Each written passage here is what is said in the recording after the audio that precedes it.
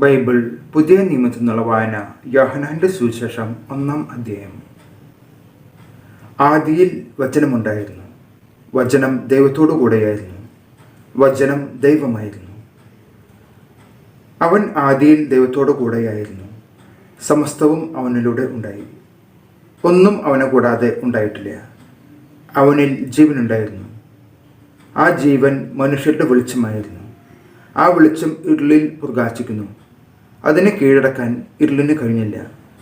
ദൈവം അയച്ച ഒരു മനുഷ്യനുണ്ടായിരുന്നു, അവൻ്റെ പേര് യോഹന്നാൻ എന്നാണ്. അവൻ സാക്ഷ്യത്തിനായി വന്നു, വെളിച്ചത്തിന് സാക്ഷ്യം നൽകാൻ, അവൻ വഴി എല്ലാവരും വിശ്വസിക്കാൻ. അവൻ വെളിച്ചമായിരുന്നില്ല, വെളിച്ചത്തിന് സാക്ഷ്യം നൽകാൻ വന്നവനാണ്. എല്ലാ മനുഷ്യരെയും പ്രകാശിപ്പിക്കുന്ന യഥാർത്ഥ വെളിച്ചം ലോകത്തിലേക്ക് വരുന്നുണ്ടായിരുന്നു. അവൻ ലോകത്തിലായിരുന്നു, ലോകം അവനിലൂടെ സൃഷ്ടിക്കപ്പെട്ടു, എങ്കിലും ലോകം അവനെ അറിഞ്ഞില്ല. അവൻ സ്വജനത്തിൻ്റെ അടുത്തേക്ക് വന്നു, എന്നാൽ അവർ അവനെ സ്വീകരിച്ചില്ല. തന്നെ സ്വീകരിച്ചവർക്കെല്ലാം, തൻ്റെ നാമത്തിൽ വിശ്വസിക്കുന്നവർക്കെല്ലാം ദൈവമക്കളാകാൻ അവൻ കഴിവ് നൽകി. അവർ ജനിച്ചത് രക്തത്തിൽ നിന്നോ ശാരീരികാഭിലാഷത്തിൽ നിന്നോ പുരുഷന്റെ ഇച്ഛയിൽ നിന്നോ അല്ല, ദൈവത്തിൽ നിന്നത്രേ. വചനം മാംസമായി നമ്മുടെ ഇടയിൽ വസിച്ചു, അവൻ്റെ മഹത്വം നമ്മൾ ദർശിച്ചു. കൃപയും സത്യവും നിറഞ്ഞതും പിതാവിൻ്റെ ഏകജാതൻ്റേതുമായ മഹത്വം. യോഹന്നാൻ അവന് സാക്ഷ്യം നൽകിക്കൊണ്ട് വിളിച്ചു പറഞ്ഞു, ഇവനെ പറ്റിയാണ് ഞാൻ പറഞ്ഞത്. എൻ്റെ പിന്നാലെ വരുന്നവൻ എന്നേക്കാൾ വലിയവനാണ്, കാരണം എനിക്ക് മുൻപ് തന്നെ അവനുണ്ടായിരുന്നു. അവൻ്റെ പൂർണ്ണതയിൽ നിന്നു നാം എല്ലാം കൃപയ്ക്ക് മേൽ കൃപ സ്വീകരിച്ചിരിക്കുന്നു. എന്തുകൊണ്ടെന്നാൽ നിയമം മോശ വഴി നൽകപ്പെട്ടു, കൃപയും സത്യവുമാകട്ടെ യേശു ക്രിസ്തു വഴി ഉണ്ടായി.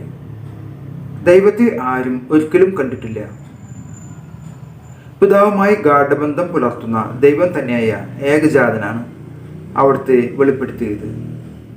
നീ ആരാണ് എന്ന് ചോദിക്കാൻ യഹൂദർ ജെറുസലേമിൽ നിന്ന് പുരോഹിതന്മാരെയും ലേവ്യരെയും അയച്ചപ്പോൾ യോഹന്നാന്റെ സാക്ഷ്യം ഇതായിരുന്നു, ഞാൻ ക്രിസ്തുവല്ല. അവൻ അസന്നിഗ്ധമായി പ്രഖ്യാപിച്ചു. അവർ ചോദിച്ചു, എങ്കിൽ പിന്നെ നീ ആരാണ്? ഏലിയായോ? അല്ല എന്ന് അവൻ പ്രതിവദിച്ചു. അവർ വീണ്ടും ചോദിച്ചു, എങ്കിൽ നീ പ്രവാചകനാണോ? അല്ല എന്ന് അവൻ മറുപടി നൽകി. അവർ വീണ്ടും ചോദിച്ചു, അങ്ങനെയാണെങ്കിൽ നീ ആരാണ്? ഞങ്ങളെ അയച്ചവർക്ക് ഞങ്ങൾ എന്തു മറുപടി കൊടുക്കണം? നിന്നെക്കുറിച്ച് തന്നെ നീ എന്തു പറയുന്നു? അവൻ പറഞ്ഞു, യെശയ്യാ ദീർഘദർശി പ്രവചിച്ചതുപോലെ കർത്താവിൻ്റെ വഴികൾ നേരെയാക്കുവിൻ എന്ന് മരുഭൂമിയിൽ വിളിച്ചു പറയുന്നതിൻ്റെ ശബ്ദമാണ് ഞാൻ. ഫരീസയരാണ് അവരെ അയച്ചത്. അവർ അവനോട് ചോദിച്ചു, നീ ക്രിസ്തുവോ ഏലിയായോ പ്രവാചകനോ അല്ലെങ്കിൽ പിന്നെ സ്നാനം നൽകാൻ കാരണമെന്ത്? യോഹന്നാൻ പറഞ്ഞു, ഞാൻ ജലം കൊണ്ട് സ്നാനം നൽകുന്നു, എന്നാൽ നിങ്ങൾ അറിയാത്ത ഒരുവൻ നിങ്ങളുടെ മധ്യേ നിൽപ്പുണ്ട്. എൻ്റെ പിന്നാലെ വരുന്ന അവൻ്റെ ചെരുപ്പിൻ്റെ വാറഴിക്കാൻ പോലും ഞാൻ യോഗ്യനല്ല. യോഹന്നാൻ സ്നാനം നൽകി കൊണ്ടിരുന്ന ജോർദാൻ്റെ അക്കരെ ബഥാനിയയിലാണ് ഇത് സംഭവിച്ചത്. അടുത്ത ദിവസം യേശു തൻ്റെ അടുത്തേക്ക് വരുന്നത് കണ്ട് അവൻ പറഞ്ഞു, ഇതാ ലോകത്തിൻ്റെ പാപം നീക്കുന്ന ദൈവത്തിൻ്റെ കുഞ്ഞാട്. എൻ്റെ പിന്നാലെ വരുന്നവൻ എന്നേക്കാൾ വലിയവൻ ആണെന്ന് ഞാൻ പറഞ്ഞത് ഇവനെ പറ്റിയാണ്. കാരണം എനിക്ക് മുമ്പ് തന്നെ ഇവനുണ്ടായിരുന്നു, ഞാനും ഇവനെ അറിഞ്ഞിരുന്നില്ല. എന്നാൽ ഇവനെ ഇസ്രായേലിനെ വെളിപ്പെടുത്താൻ വേണ്ടിയാണ് ഞാൻ വന്നു ജലത്താൽ സ്നാനം നൽകുന്നത്. ആത്മാവ് പ്രാവിനെ പോലെ സ്വർഗത്തിൽ നിന്ന് ഇറങ്ങി വന്ന് അവൻ്റെ മേൽ ആവസിക്കുന്നത് താൻ കണ്ടു എന്ന് യോഹന്നാൻ സാക്ഷ്യപ്പെടുത്തി. ഞാൻ അവനെ അറിഞ്ഞിരുന്നില്ല, എന്നാൽ ജലം കൊണ്ട് സ്നാനം നൽകാൻ എന്നെ അയച്ചവൻ എന്നോട് പറഞ്ഞിരുന്നു, ആത്മാവ് ഇറങ്ങി വന്ന് ആരുടെ മേൽ ആവസിക്കുന്നത് നീ കാണുന്നുവോ, അവനാണ് പരിശുദ്ധാത്മാവ് കൊണ്ട് സ്നാനം നൽകുന്നവൻ.